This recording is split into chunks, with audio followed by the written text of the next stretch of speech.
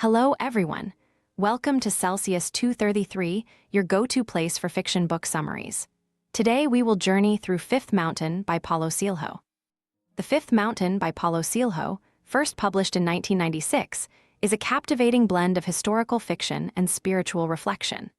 Set in 9th century BCE during the prophet Elijah's tumultuous journey, it delves into themes of faith, destiny, and perseverance. Drawing inspiration from biblical narratives, Coelho explores the universal struggle to reconcile personal dreams with divine will in the face of relentless challenges. Plot summary. In the ancient land of Israel, a young carpenter named Elijah receives a divine vision, calling him to confront King Ahab and his wife, Queen Jezebel, for their abandonment of God and their embrace of the Phoenician god Baal. The message he bears is stark. A drought will plague the land until the people return to the worship of the one God. Jezebel, enraged by this defiance, decrees the execution of all prophets who refuse to renounce their faith. Elijah narrowly escapes the purge, guided by an angel who leads him to a small brook, the Cherith, where ravens miraculously sustain him. The drought tightens its grip on the region, and Elijah is instructed to journey to Zarephath, a city in Phoenicia known as Akbar. There, he encounters a destitute widow gathering sticks, her face weary with despair. Elijah, though a fugitive, boldly requests water and bread from the woman. She reveals that she has only a handful of flour and a bit of oil, enough to prepare one final meal for herself and her son before succumbing to starvation. Elijah promises her that her provisions will not run out, for the Lord has commanded it. Moved by his faith, the widow obeys, and true to the prophecy, her supplies are miraculously replenished. Elijah takes refuge in the widow's home, blending into the rhythms of life in Akbar. Though a stranger in a foreign land, he earns respect for his craftsmanship and wisdom. Yet, whispers circulate about his identity and tension brews.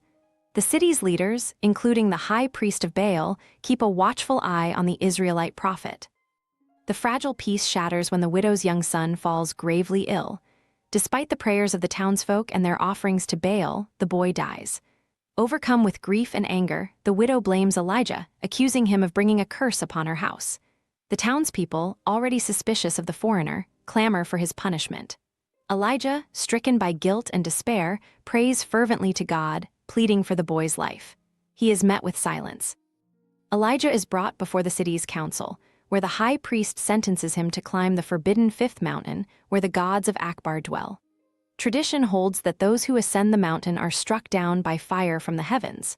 As Elijah begins the climb, he contemplates his failures, questioning the purpose of his mission and his worthiness as a prophet. His heart is heavy with doubt, yet he presses on, resigned to whatever awaits him at the summit. At the peak, enveloped in mist and solitude, Elijah encounters a divine presence. An angel appears and commands him to return to Akbar and pray for the boy's life 3 times. The angel's words rekindle a flicker of hope in Elijah's heart. He descends the mountain, determined to fulfill this final act of faith. Back in the city, Elijah is escorted to the widow's home under heavy guard.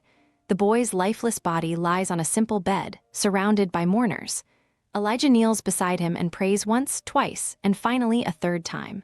On the 3rd prayer, the boy breathes again. Gasps of astonishment ripple through the crowd, and the widow embraces her son, her grief replaced by joy. For the first time, she believes in the power of Elijah's God.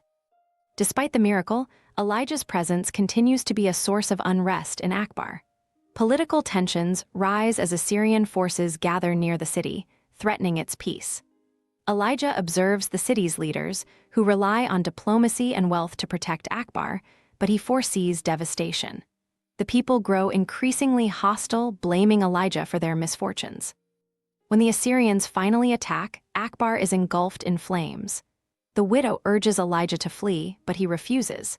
As the city burns, Elijah experiences a profound revelation. Destruction is not the end, but a beginning. He rallies the survivors, encouraging them to rebuild. Drawing on his skills as a carpenter and his faith in divine guidance, he leads the reconstruction efforts. Over time, Akbar rises from its ashes. Its people, once divided by fear and superstition, find unity and strength in their shared labor. The widow, now a firm believer in Elijah's God, becomes a symbol of resilience and hope.